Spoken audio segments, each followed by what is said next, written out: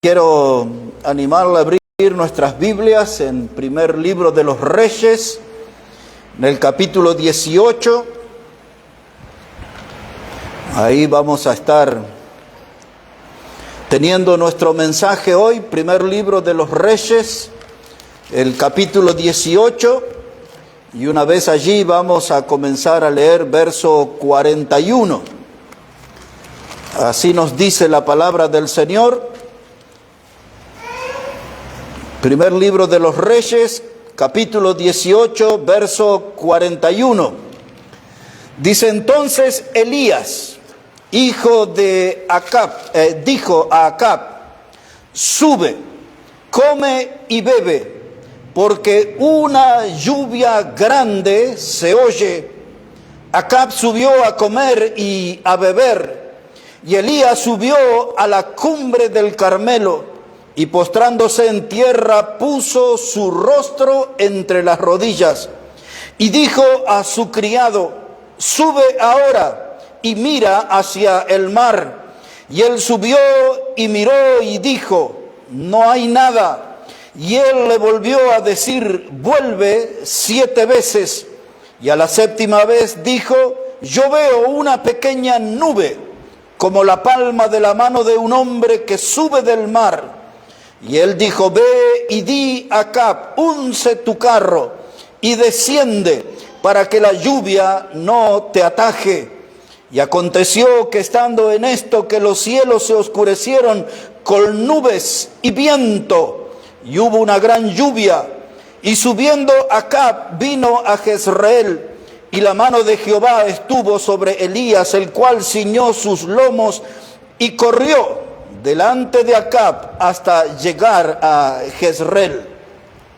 En el versículo 41, hermanos, va a estar nuestro tema y va a estar el título de nuestro mensaje, donde dice ahí la palabra de Dios: porque una lluvia grande se oye.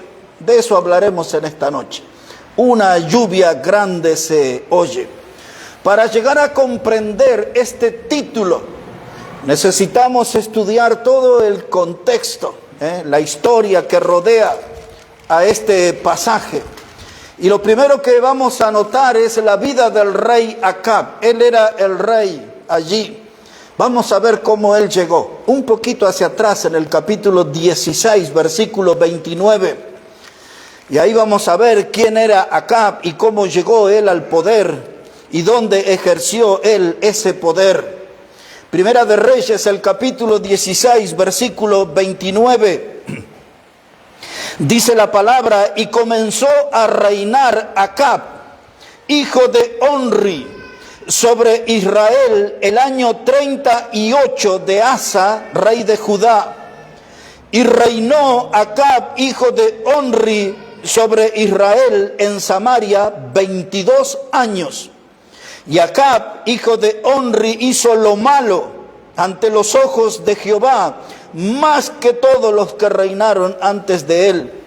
Porque le fue ligera cosa andar en los pecados de Jeroboam, hijo de Nabat, y tomó por mujer a Jezabel, hija de Et-Baal, rey de los Sidonios, y fue y sirvió a Baal y lo adoró.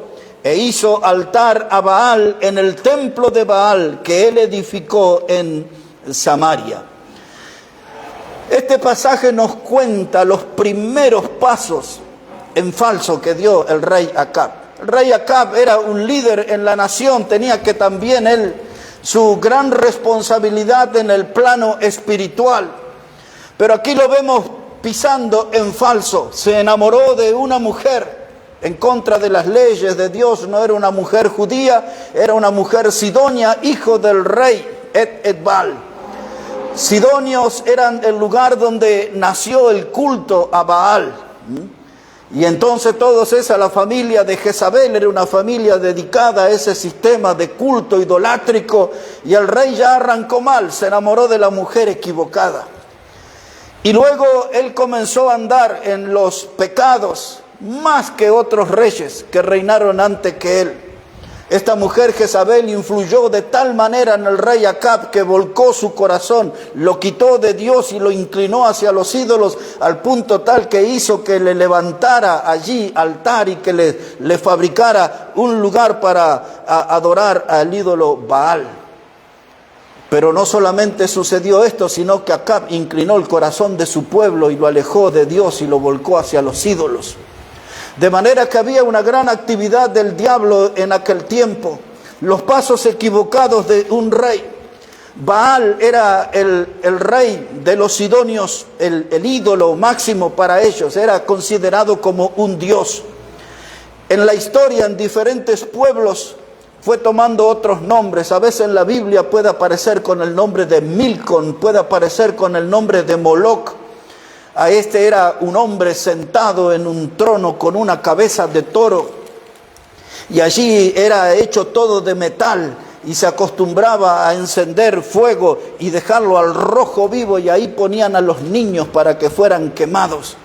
Y la Biblia habla varias veces condenando a aquellos reyes que cocinaron a los niños en el culto a Moloc, Baal. Todo depende de dónde estaba, era el nombre que tenían.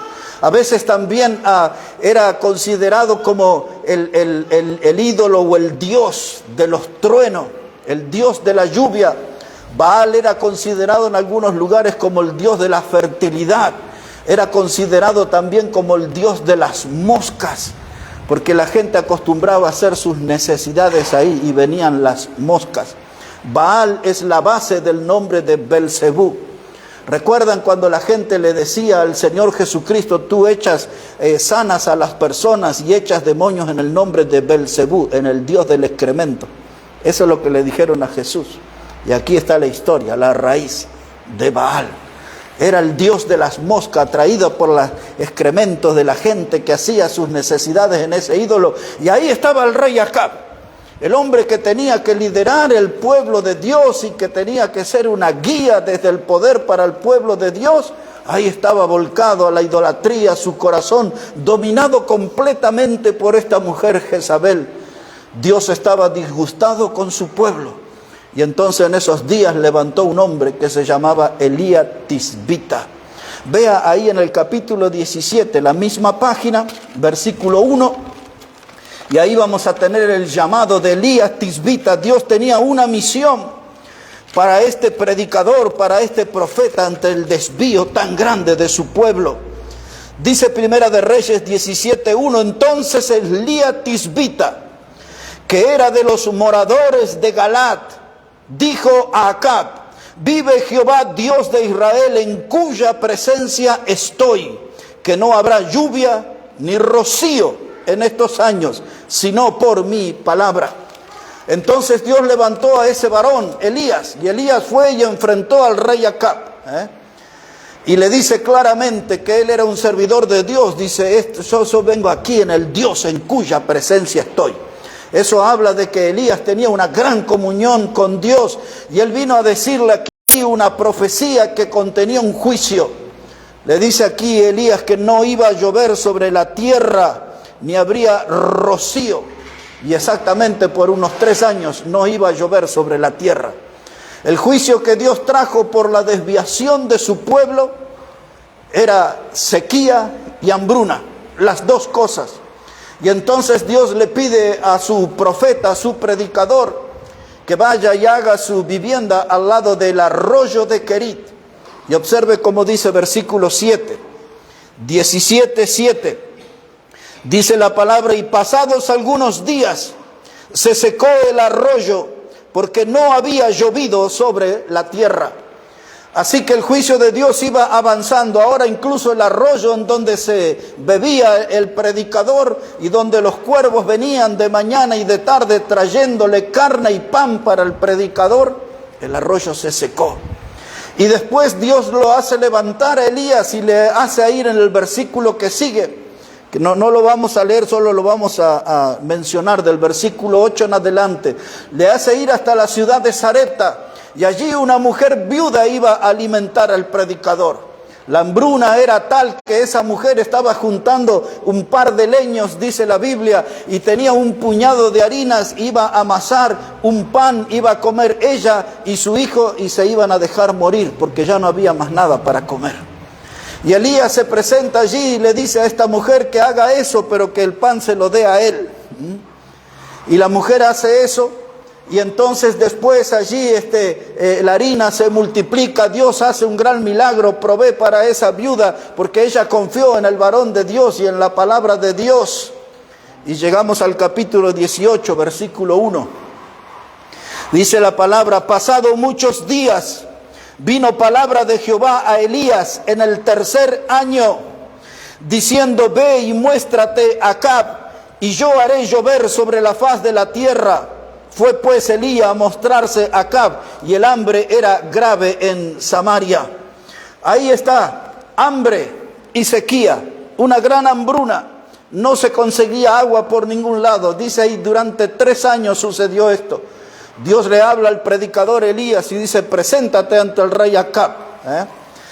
Y entonces esa orden se presenta Elías y le dice él que Dios va a hacer llover sobre la faz de la tierra. Pasado todo esto, Elías convoca al pueblo en el capítulo 18 y dice así, verso 21, observe. Todo esto es el contexto para ver de nuestro tema de hoy, ¿no? De que una lluvia grande se oye. Y ya vamos llegando ahí, a eso. Aquí en el capítulo 18, verso 21, dice la palabra de Dios: y acercándose Elías a todo el pueblo dijo: ¿hasta cuándo claudicaréis vosotros entre dos pensamientos? Si Jehová es Dios, seguidle, y si Baal, id en pos de él. Y el pueblo no respondió palabra. ¿Entiende lo que pasa, hermano? Elías, el predicador, juntó al pueblo y le dijo: tienen que tomar una decisión. Sus corazones se han volcado a los ídolos, se han volcado a Baal, pero yo estoy aquí como predicador de Jehová. Y ustedes no pueden decir que son hijos de Dios y andan sirviendo en un culto idolátrico. Y entonces los confronta, del mismo modo que la Biblia nos confronta a nosotros: ¿hasta cuándo claudicaréis entre dos pensamientos? ¿Hasta cuándo van a ser cristianos y mundanos? ¿Hasta cuándo van a ser carnales y espirituales? ¿Hasta cuándo van a ser luz y tinieblas? Porque la Biblia nos confronta así también a nosotros. Y entonces Elías lo confrontó al pueblo y ellos tenían que tomar una decisión. Y ahí es donde Elías le dice: vamos a traer un becerro y vamos a ver cuál es el Dios que responde con fuego. Si era Baal o si era Jehová. Y ahí usted ya conoce esa historia. Y estaban los falsos profetas, aquellos que eran de Baal y aquellos que eran de Acera. Y usted ya conoce cómo Dios respondió a su predicador y llovió fuego del cielo que consumió el holocausto. Y allí, después de eso, Elías mató a los falsos profetas, a los profetas de Baal. Los degolló junto al arroyo, como 450. Y ahora, después de toda esa historia, de ese recorrido, viene nuestro texto que le da el título al mensaje. Se oye una gran lluvia. Ya estaban los falsos predicadores allí, los que rendían aquel sistema de idolatría, ya estaban muertos. Elías demostró que Dios estaba con él, Dios lo respaldó con fuego. Y ahora Elías le dice al rey Acab: tienes que ir y comer y beber, porque se oye que viene una gran lluvia.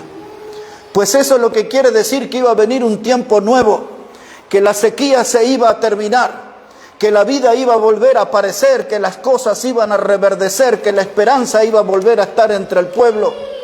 El pueblo había entendido que Dios estaba obrando, y eso tiene una gran aplicación espiritual para nosotros. Esto que sucedió aquí tiene grandes enseñanzas para nuestra vida, porque nosotros hay momentos en que necesitamos escapar de nuestros desiertos. A veces nuestra vida espiritualmente está muy seca, está muy apagada.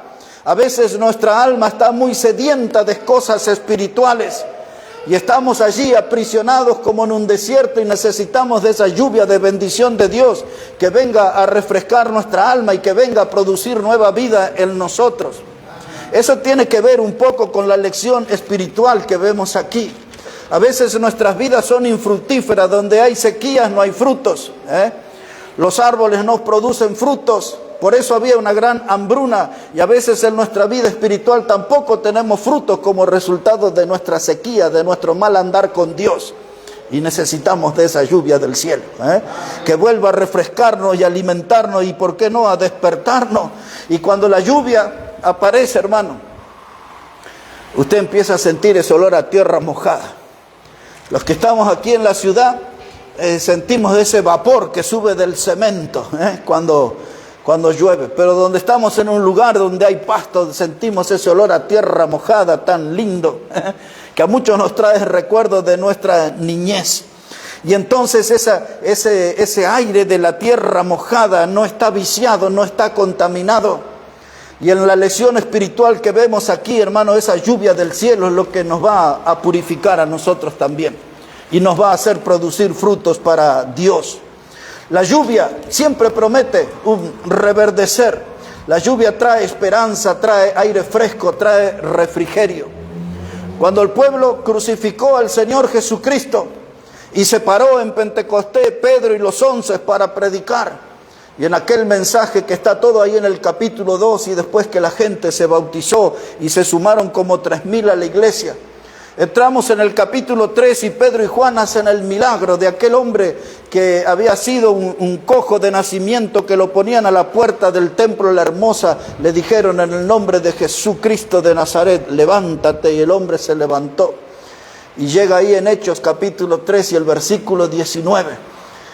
Y yo les voy a recordar, dice allí Pedro, dice: arrepentíos y convertíos, dice, para que sean borrados vuestros pecados y para que vengan de la presencia de Dios tiempo de refrigerio. Aquel pueblo que había estado volcado al pecado escuchó el mensaje del evangelio, y para ellos iba a llegar una lluvia celestial, un tiempo de bendición. Pedro dijo: tiempo de refrigerio. Y es eso lo que necesitamos nosotros, nuestra vida individual, lo necesitamos como iglesia. Tiempo de refrigerio, tiempos de buenos que vengan de la presencia de nuestro Señor. Una lluvia espiritual que refresque nuestra alma, que nos dé nueva vida. Eso lo necesitamos.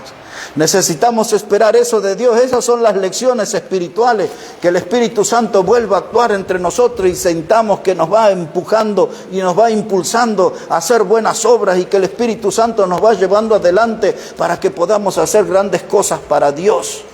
Ahí entenderemos ese tiempo de refrigerio.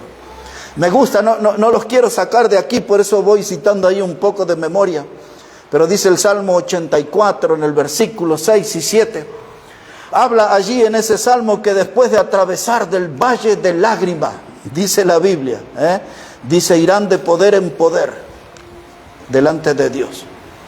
Después del valle de lágrimas, después del desierto, después del tiempo de sequedad espiritual, después del tiempo infructífero, después del valle de lágrimas, dice: irán de poder en poder y verán a Dios.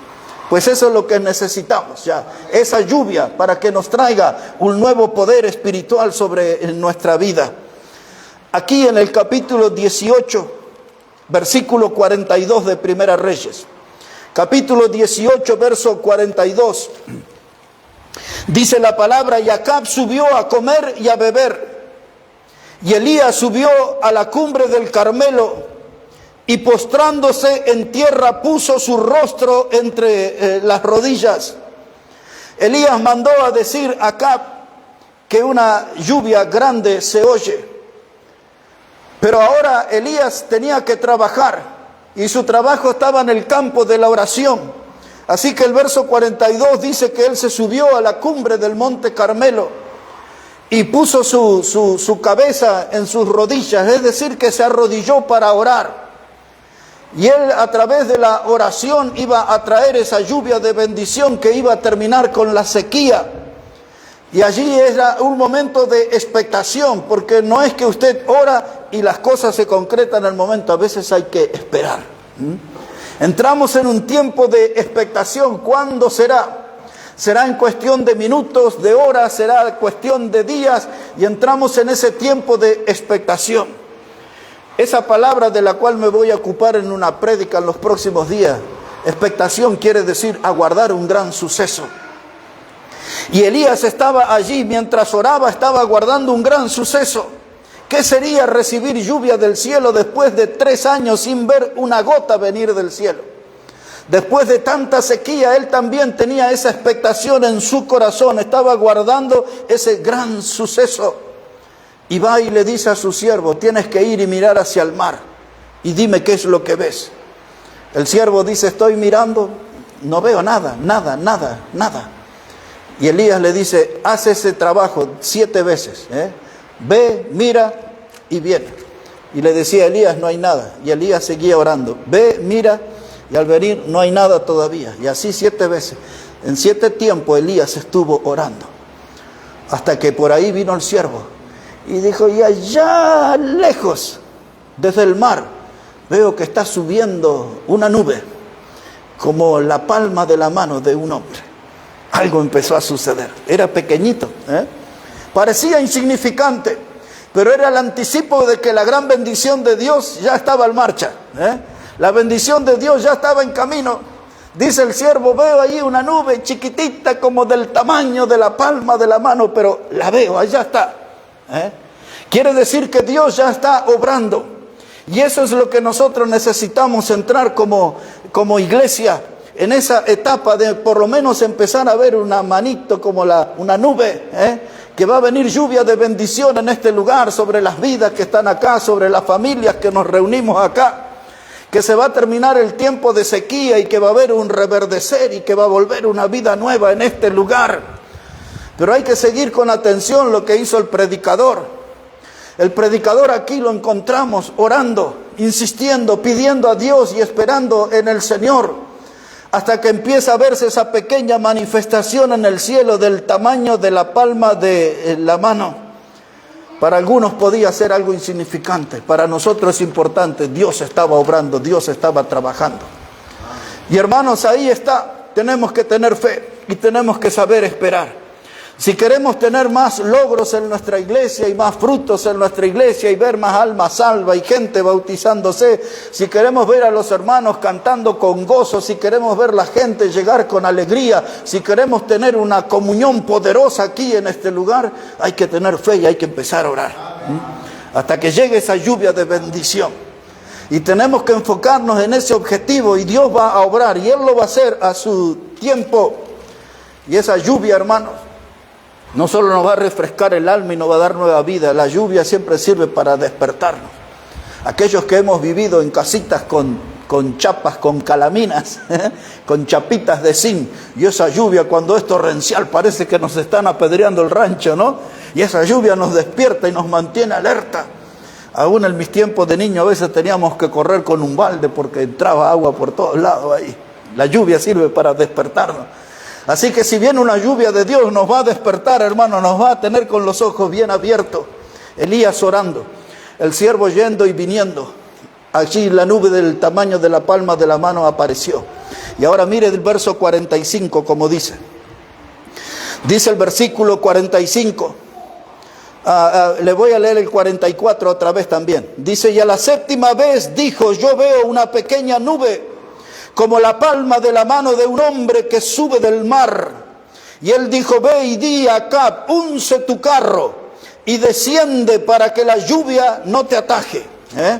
Así que el siervo tenía que decirle a Acab, vamos, súbete a tu carro, súbete a él y muévete porque si no la lluvia te va a cortar el camino. Va a ser tanta lluvia, 3 años sin llover. Una gran lluvia se oye, dice el texto. Y ahora el verso 45.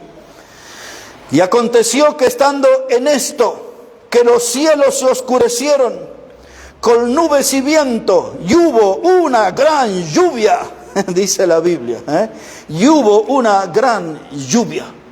Ahí está, hermano, los cielos se oscurecieron.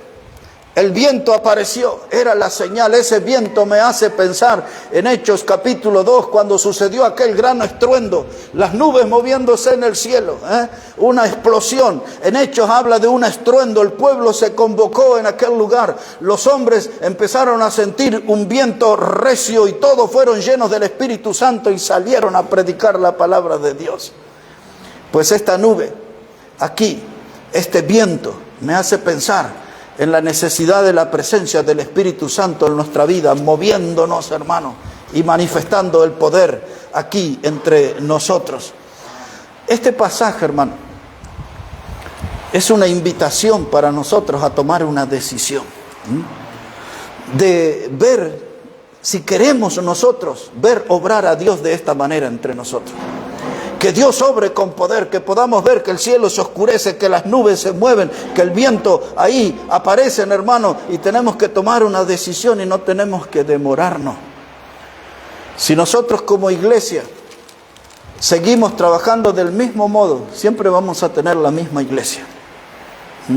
Gente que va, que viene, algunos que se convierten, otros que se bautizan cada tanto. Pero si queremos tener un pueblo en movimiento, si queremos tener una iglesia de acción, si queremos tener una iglesia, hermano, que cada 2 meses tenemos que andar comprando sillas nuevas, entonces hay que tomar una decisión. Y la decisión es la que nos enseña Elías. Tenemos que empezar a orar y a orar y a orar y a orar hasta que aparezca esa nube del tamaño de una palma. Y es la presencia, la señal de que Dios va a querer obrar con nosotros y entre nosotros. Pero hay que empezar por ese primer paso de la oración. La lluvia, hermano, va a ser atraída por oración. Es decir, las bendiciones de Dios van a ser atraídas a este lugar por oración. Así que necesitamos reuniones de oración mucho más pobladas que las de esta noche.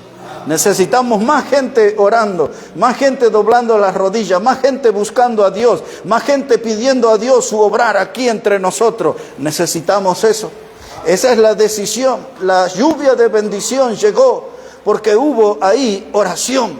La lluvia de bendición, hermanos, es porque había un hombre sirviendo, predicando, había un hombre dedicado. Hubo un hombre que no tenía temor y fue y enfrentó al rey, y fue y enfrentó al pueblo, y fue y enfrentó a los falsos profetas, porque este hombre estaba decidido a caminar en las sendas antiguas. Este hombre no negociaba la doctrina. Elías era un servidor de Dios. Lo vemos ahí, pelear con el pueblo en su doctrina. Les dijo claramente, si Baal es su Dios, bueno, id en pos de él, pero si es Jehová, vengan aquí por este camino. No estén en dos pensamientos. Los confrontó, predicó, se comportó como un varón de Dios. Y fue y lo encaró al rey también. Hay uno de los encuentros que yo salté aquí, pero sería bueno que les comente. Cuando se encuentran Elías y Acab, Acab le dice, tú eres el que andas perturbando a Israel. Y Elías le dice, no, tú eres el que perturba porque tú has inclinado el corazón del pueblo de Dios hacia los Baales. El predicador enfrentó al poder político. Él estaba para obedecer a Dios y él estaba para darles el mensaje de Dios. Y él quería, porque era su misión, devolver el corazón del pueblo que estaba enredado con la idolatría, que volvieran al camino del Señor, que se terminara esa sequía y la hambruna y que hubiera un pueblo satisfecho, bendecido por Dios. Eso es lo que quería el predicador. Por eso estaba bien comprometido de verdad. Por eso en la historia lo reconocemos a Elías como el predicador de fuego. Era un predicador de sendas antiguas. Dijo todo lo que Dios le había pedido. Se mantuvo en el camino, no se dejó sobornar ni por los seguidores de Baal, ni los seguidores de Acera, ni por el rey. Él se paró bien firme en las sendas antiguas y él predicó la palabra. Eso atrae la bendición. Donde hay predicación de la palabra, Dios muestra su bendición. Donde hay oración permanente, Dios muestra su bendición. Y ahí tenemos que mejorar nosotros. Tener más hombres, más mujeres para orar, dedicarnos más a la oración para que esa lluvia llegue entre nosotros. Y tenemos que nosotros, hermanos, tener más tiempo y mantenernos más en un estado de santidad, porque donde hay santidad, Dios bendice.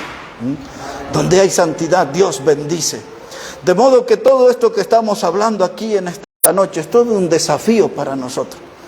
Y cualquier persona que escuche en cualquier lugar, esto es un desafío para poner nuestra vida en orden, nuestra iglesia en orden. Y después con ojos de fe y con oídos de fe decir, una gran lluvia se oye, un tiempo de bendición se acerca. Una gran lluvia se oye. Eso solamente se puede escuchar con oídos de fe. No es con oídos que tengan basuras de mundanalidad, no es con oídos contaminados. El oído de fe puede escuchar que una gran lluvia de bendición se oye, que está en camino, que viene hacia nosotros. Terminamos con el verso 46. Dice Primera de Reyes 18:46. Y la mano de Jehová estuvo sobre Elías, el cual ciñó sus lomos y corrió delante de Acab hasta llegar a Jezreel. Ahora hay tres cosas que enseña este texto. Muy brevemente, dice, y la mano de Jehová estuvo sobre Elías.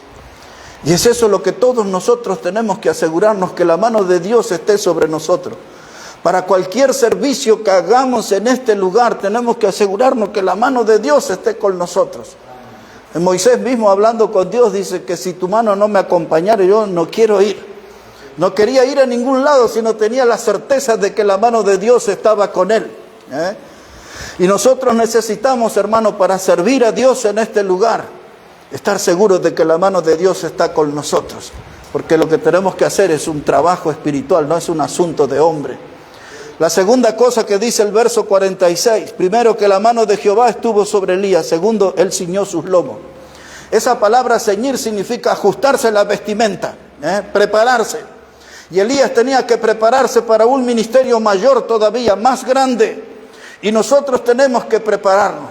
No es que nos va a llegar algo de sorpresa. Tenemos que ajustarnos la vestimenta, tenemos que poner en condiciones nuestra alma, tenemos que poner en condiciones nuestra vida espiritual para estar listos para ser usados por Dios. Ahí está el hombre, sintió la mano de Dios en su vida, se ciñó sus lomos, se preparó su vestimenta para el trabajo. Y ahora dice, y corrió. Y corrió. Y este era el atleta de Dios. Le quiero hacer notar algo de ese verso 46. Dice, y corrió delante de Acab hasta llegar a Jezreel. Ya el siervo de Elías le había llevado el mensaje a Acab de que él se subiera al carro y que fuera hacia Jezreel. Y entonces, hermanos, dice ahí el verso 45 en la parte final, y subiendo Acab vino a Jezreel.